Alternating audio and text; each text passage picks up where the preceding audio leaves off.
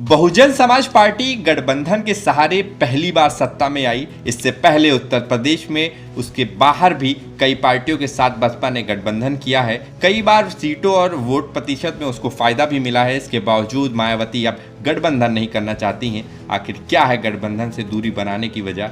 क्यों उनको लगता है कि गठबंधन करने वाली दूसरी पार्टी का वोट बसपा ट्रांसफर नहीं होता और उनका वोट दूसरी पार्टी में ट्रांसफर हो जाता है, या फिर मायावती कोई और विकल्प खुले रखना चाहती हैं? इन सवालों के जवाब तलाशने के लिए अब तक किए गए गठबंधन पर नजर डालते हैं। बसपा ने सबसे पहले उत्तर प्रदेश में 1993 में सपा के साथ गठबंधन किया था। बसपा ने 164 सीटों पर चुनाव लड़ा था, जिसमें 67 पर जीत हासिल की थी। वहीं सपा ने 256 सीटों पर चुनाव लड़ा और 109 सीटें जीती थी। दोनों ने मिलाकर सरकार बनाई। या गठबंधन 2 साल तक चला। गठबंधन टूटने के बाद भाजपा के सहयोग से मायावती पहली बार सबसे बड़े सूबे की मुख्यमंत्री बनी। इसके बाद 1996 में कांग्रेस के साथ बसपा का गठबंधन हुआ। इसमें बसपा ने 292 सीटों पर चुनाव लड़ा और सीट की संख्या 67 ही रही। कांग्रेस ने 126 सीटों पर चुनाव लड़ा और 33 सीटें जीती।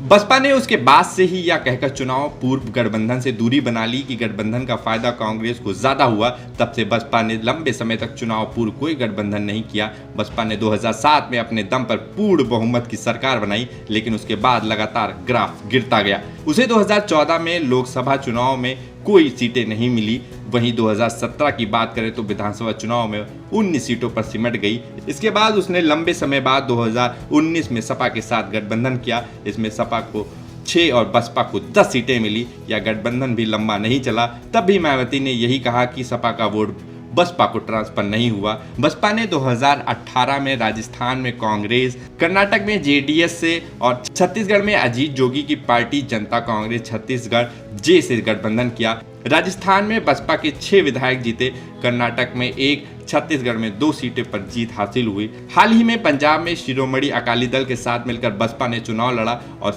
1 सीट पर जीत हासिल की। दूसरे राज्यों में गठबंधन के बाद गिने चुने विधायक जीते, लेकिन सब पार्टी छोड़ जाते हैं। दरअसल मायावती को लगता है कि चुनाव पूर्व गठबंधन की बजाय परिस्थितियों को देखकर चुनाव बाद विकल्प खुले रखना ज्यादा बेहतर होगा। मायावती को लगता है कि चुनाव पूर्व गठबंधन में उनका वोट दूसरे पार्टी को ट्रांसफर हो जाता है, लेकिन दूसरी पार्टी का वोट उनको ट्रांसफर नहीं होता। चुनाव पूर्व गठबंधन करने के बाद अगर सरकार न बनने की स्थिति बनी तो गठबंधन से दूसरी पार्टी में जाना मुश्किल हो जाता है। अगर पहले गठबंधन नहीं करते तो चुनाव बाद ज्यादा विकल्प रहते हैं, उसमें किसी के साथ भी जाया जा सकता है। यूपी में वह 2 बार भाजपा के साथ चुनाव बाद गठबंधन करके सरकार भी बना चुकी हैं और दोनों बार मुख्यमंत्री बनी।